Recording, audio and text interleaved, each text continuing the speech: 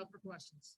Obviously, give credit to Utah State in the fourth quarter because they made a bunch of plays that significantly changed the game. The wind was a big factor in the first half. They had a pretty good advantage in the first quarter, and then we had the advantage in the second quarter. So I took the wind in the third quarter, and I don't know how, but somewhere right in the beginning of the fourth quarter, the wind changed 180 degrees.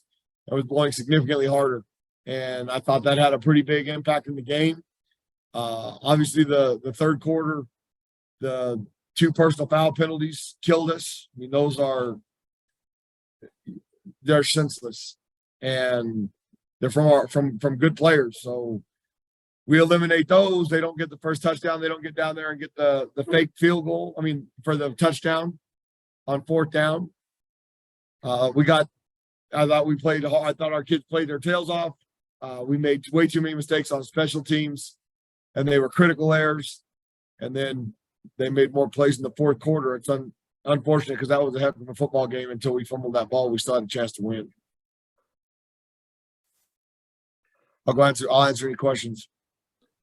Danny, Rick Wright, can you hear me? Yep, I got you, Rick. Afterwards, and it's my first question. Oh, go ahead, Rich. Dan, in terms of the penalties and the special teams errors, would you just chalk it up to a lack of discipline at the wrong time? Well, obviously the penalties on the 2 personal foul penalties on Cody and Dion, those are discipline as smart as much as senseless. I mean, discipline is a matter of several things and how you look at it. Those are senseless plays by guys that pretty much for the most part do everything right outside of those penalties. Okay, if they're guys that don't go to class, they're guys that screw those things up. That's a complete lack of discipline. I mean, I idle the things that Coach Saban's done. Alabama's the worst penalized team in the country. So Cody's a young guy that has to, we can't make those mistakes. And Cody and Dion are leaders on our defense. So they've obviously got to learn. They've got to understand. Cody's got to dive over the quarterback in that situation. Dion's got to control his emotions. They're not bad kids. Those mistakes are costing us football games, and they've got to learn that we can't do that.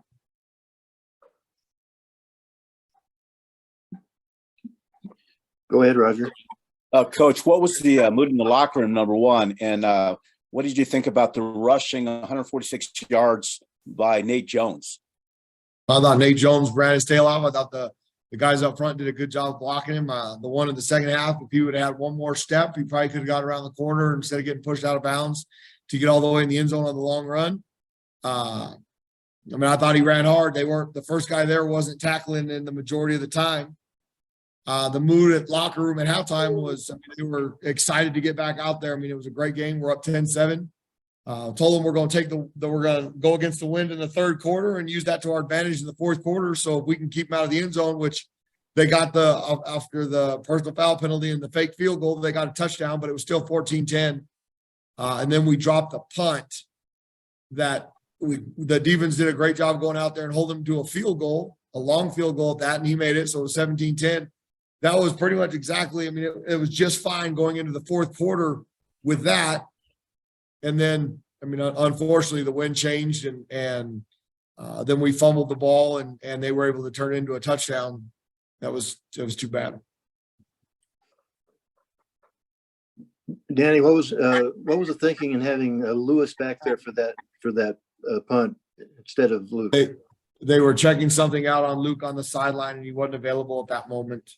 I was surprised when I saw Jamaris out there and I asked, they said that the trainers were looking at him. So he wasn't available at that moment. I don't know if something must have happened on the previous series because he didn't come back for the first couple of plays of that after that.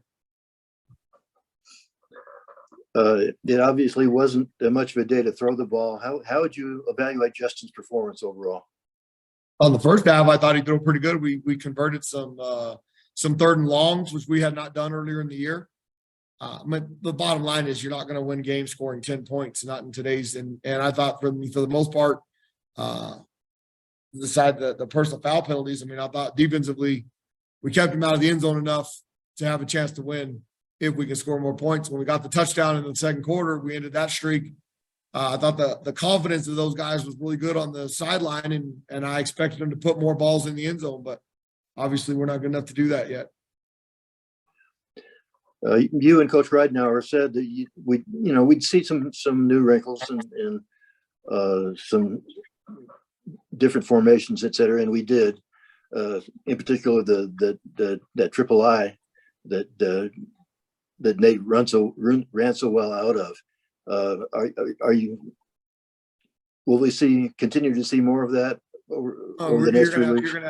You're gonna continue to see a lot more of significantly different things, because obviously with just our base stuff, we're not good enough to line up and just out physical or out maul people. And we can't throw it well enough to, I mean, we threw it okay in the first half, converted, like I said, some 3rd and longs, did completed some in the third quarter. But obviously we're going to have to come up with more stuff like that people haven't prepared for, to give us a chance to continue to be successful. And I mean, we had an opportunity to win this game. We had it was a 1-score game in the fourth quarter. Next 3, and the effort of our kids is the most inspiring thing. I mean, because you lose 6 in a row and you lose them in the fashion we're losing them, where you have opportunities. All but the Fresno game, we've had opportunities in the fourth quarter to win football games, and that becomes very emotional. So you got to give them credit, because they show up every week and compete their tails off. We just need to obviously get more talent and continue to make more plays and get better on offense. Regarding the third quarter, is that like, is it a real thing, or is it just happenstance that you've been outscored by so much in the third quarter? I mean, obviously it's a real thing, because if you look at the numbers, I thought today was the win, and those 2 penalties were significant. I mean, the first half was exactly the same. The team that had the win behind their back had a significant advantage.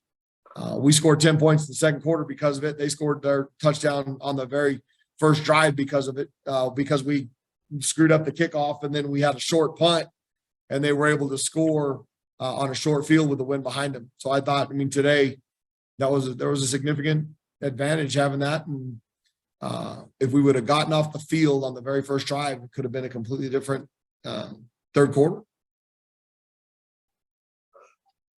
Hey, Coach, was Christian Washington hurt today? I didn't see him in the back. I saw Alexander back there, but didn't see Washington. No, you got to earn the right to play during practice, and I thought the ones that played were the ones that earned the right, and I thought Nate did a great job. He did. Thank you. Danny, obviously, Jordan Porter wasn't ready. No, he practiced a little bit on Thursday. Friday he wasn't. I didn't think he was able to go. And Jordan Porter, if he's not full speed, he's not as good as the ones we have out there. So Jordan Porter did not make the trip. Disappointing.